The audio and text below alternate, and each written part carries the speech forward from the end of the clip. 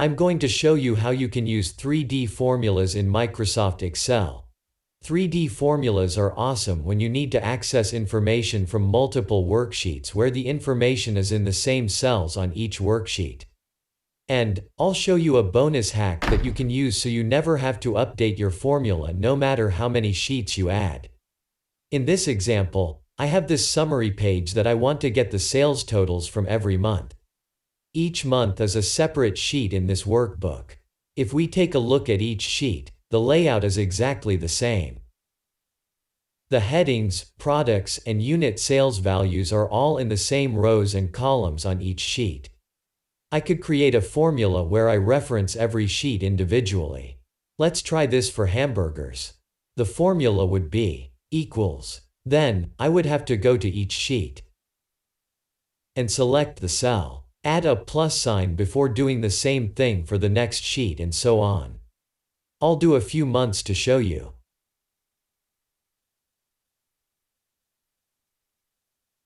I'll click enter and there's the total unit sales of hamburgers for January, February, and March. Looking at the formula bar, we can see the formula. As you can imagine, if you had many sheets in your workbook, this would be a pain. And if you keep adding similar worksheets to your workbook, you'd have to update the formula on the summary worksheet every time. However, this is where using a 3D formula will make your life so much easier.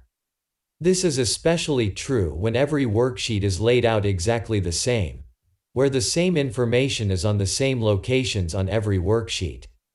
I'm going to get rid of this formula. Once again, I'll select the unit sales column for hamburgers.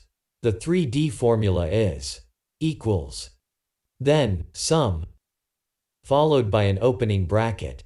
Now, I'll go to the January worksheet. I'll highlight the hamburger unit sales cell. You may be thinking to yourself, isn't this essentially the same as your previous example? Here's the difference. I'll hold the Shift key while I highlight the other worksheets up until June. Once I do that, I'll click Enter. Look at that. In the unit sales column for hamburgers, the value for January through June is now showing.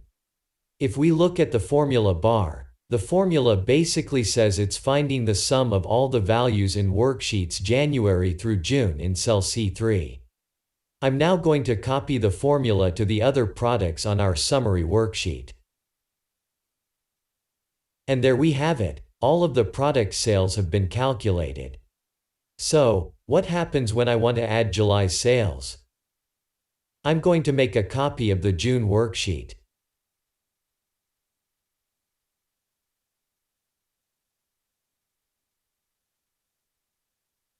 Now, I'm going to add some really high values to illustrate something.